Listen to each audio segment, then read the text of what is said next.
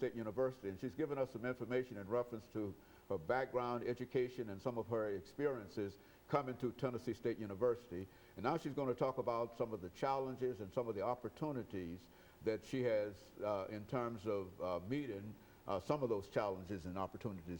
Dr. Glover, let's pick up where we left off before we head our second commercial break. I was telling you how pleased and just appreciative I am to the Nashville community for being so receptive and so supportive of the endeavors of TSU. We put together a 5-point plan to increase our graduation rates for our students. That's our #1 priority now, is to make sure that our students receive the support and the opportunity to graduate. Students have a right to graduate. So we are putting in procedures and implementing various activities to ensure retention, and so that students will have the opportunity to graduate. Because the new model now is not the number of students that you have. Of course, that's important because tuition revenue is always important, but the number of students who graduate. Now, funding is based on students who graduate. It's performance-based now. So that's very, very important. And then we're looking also at fundraising and making partnership with the business community. We've made about 100 partnerships over the last year. And some have resulted in financial resources, some other resources. We have anonymous contributions that have come in. So we have really been hitting that ground running, beating the bushes to meet the corporate community, to partner with them, to show them that we have the students.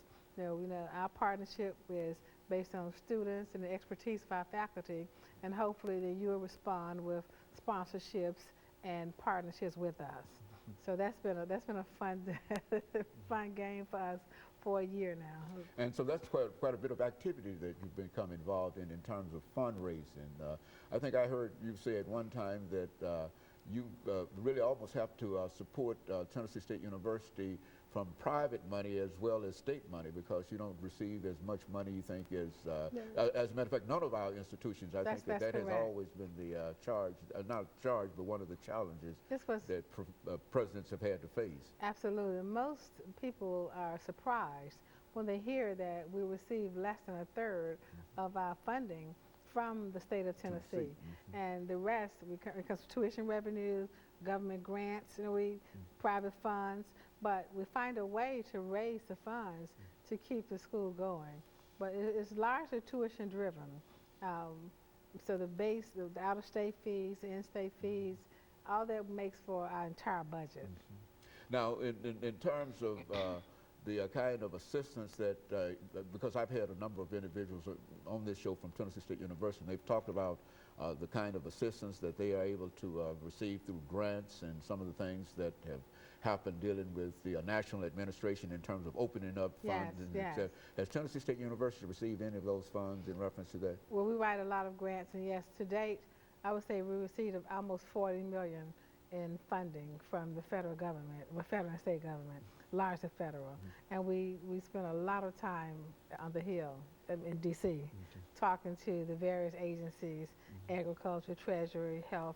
We're talking to them, partnering with them to present the new programs that we have, the flagship programs, and the expertise of the faculty and staff, so that they will feel comfortable partnering with us and know that if they do bring us on as one of their partners, they can sleep at night knowing that we'll get the job done.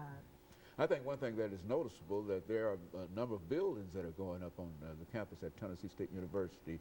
Why don't you make some statements in reference to all of that activity that's happening in the agricultural area and some of those other buildings, that big, fine athletic facility that you've got there. Why don't you make some statements? We have a new, that was the athletics building, the indoor-outdoor facility, practice facility. We also we're going to have a ribbon cutting probably next month. Well, probably April. This is still February, and the new agricultural building that was just finished. So that was funded by USDA. So we're really proud of that. And we're looking at some more buildings down the road. A new nursing building. This is as oddly enough, or thankfully enough, this is TSU's time the funding cycle. It comes around every 9 or 10 years.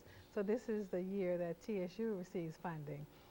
So we're on the schedule this, it'll probably end up being next year, but we're looking at a new nursing facility and perhaps another part of our education building to house a new STEM program, an education STEM program where we train teachers to teach students about math and science in 3rd, 4th, and 5th grade. So we're really excited about that. That STEM program, I've heard a lot about that program, and engineering and all of all these other activities, and the idea is to increase the number of graduates in these areas? Yeah, we want to, the whole STEM initiative across the country is to increase the number of African American graduates in the sciences and technology and engineering and math, because that number is woefully low. And with the added emphasis from the President Obama on down to the high schools, we're trying to emphasize the STEM areas to get the analytical thinking, the strategic thinking, the thought processes to help as we increase our national scores on exams. Tennessee recently was rated the most improved state in K through 12. So that was very, very impressive, very phenomenal for Tennessee, and we were pleased to quote that statistic everywhere. But we're looking at how can we as TSU help to improve the education status of our state and of course our country. There's an educational crisis across the country, there's no secret. So we believe teaching STEM and math early, we're training teachers on how to teach STEM, math and science very early. It's one of the ways to assist us, and then going to a common core curriculum where those standards will assist us in getting our students what they need as far as developing the types of the knowledge and the skill set, the basis they will need to know. So we're excited about some of the new paradigms that's coming about in education, K through 12, that will feed into higher education. You know, there's one question that I always raise whenever we have a person from Tennessee State University, and that has to do with the lottery funds. Are you receiving any of that lottery money from the state? Well, I mean, from the lottery? No, none to speak of. You're not receiving enough of it, I would imagine. Yeah, I'm not sure we're receiving any of it. So, I mean, it's not enough to speak of and make a point about. Very good. Oh, well, I can certainly appreciate that. So in a real sense, you're sort of optimistic in terms of the possibilities that that you face in terms of bringing more resources. Oh, it's unimaginable. We made so many partnerships, and we're talking to more companies by becoming engaged and understanding what TSU offers, and especially in the Nashville and Davidson County area, because TSU belongs to all of us. It belongs to Nashville. It belongs to the state of Tennessee. It belongs to you and me. It belongs to all of us. So we're selling TSU to the community, that we're no longer this university that's on a hill in North Nashville. We're out there meeting the needs of the business community. What the business community needs from Tennessee State is to be a fine academic partner and produce ready-to-employ graduates. And that's what we're striving to do. And you've got a nationally known education school program and engineering program and nursing program and et cetera. And so you're really ready to move forward. And that's true. When people say, what is your flagship program? I have to brag and say they're all flagships. I mean, the engineering, health sciences, agriculture, business, liberal arts. There are so many flagships until it's difficult to say that you can single out one or two. And so you're really excited, Dr. Glover. I'm excited. The alumni. I'm so excited about the excitement that's around me.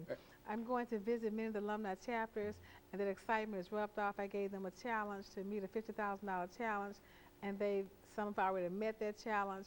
Others are striving hard to do it. They're having fundraisers because we're raising money through the Alumni Association. And so you're really actively involved in terms of moving Tennessee State University forward in terms of trying to find the resources and bring the students in and serve a real a need for the state of Tennessee. Is that that's the entire idea. That's exactly what we're trying to do. That's our ultimate goal. Very good. Thank you very much. And of course, let me thank you for coming by and giving us that information. And let me encourage our audience to tune in again next week for another informative edition of Comments. Thank you and good morning.